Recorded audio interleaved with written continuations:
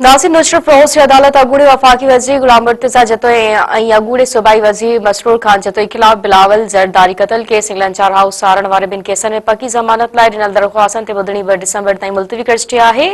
Update in हवाले सां वठूं था महबूब कलोड़ो खां। महबूब, छा अपडेट आहे? जी बिल्कुल, नौशर अफरोज एटीसी कोर्ट जो जज मुक़रर अञा ताईं न थी सघियो आहे, जंहिंजे करे जतोई ॿाहिरि अॻूणो वफ़ाक़ी वज़ीर गुलाम मुर्तज़ा जतोई ऐं संदसि भाउ अॻूणो सूबाई वज़ीर मसरूर खान जतोई जेको आहे मोहरे थाणे जे बिलावल ज़रदारी केस थोरे लंजारा हाउस साण वारनि केसनि में उन खां अलावा जेको आहे उन्हनि केसनि में पकी ज़मानत लाइ ॾिनल दरख़्वास्तुनि में इंचार्ज जेको एटीसी जज सेशन जज अदालत में पेश थिया आहिनि।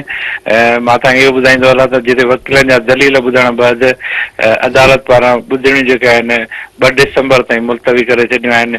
मां तव्हांखे इहो ॿुधायां त गुलाम मुर्तज़ा जतोई जेको आहे मोहब्बत जे थाणे हिते पुलिस सां जहिड़े वारे केस दौरान जेको आहे चुरचार जो केस आहे 111/2024 में 3rd एडिशनल सेशन जज जी अदालत में पेश थिया।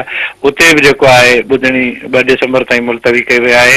मां तव्हांखे इहो ॿुधायां त अॼु पंहिंजो गुलाम मुर्तज़ा जतोई जो एंटी करप्शन जो केस बि लॻल हुयो एंटी करप्शन जी अदालत में, जिते बि जेको आहे ॿुधणी जेको आहे वकीलनि जा दलील ॿुधण खां पोइ 17 डिसंबर ताईं मुलतवी कई वई आहे। जी महबूब, अपडेट ॾियण जे लाइ महिरबानी।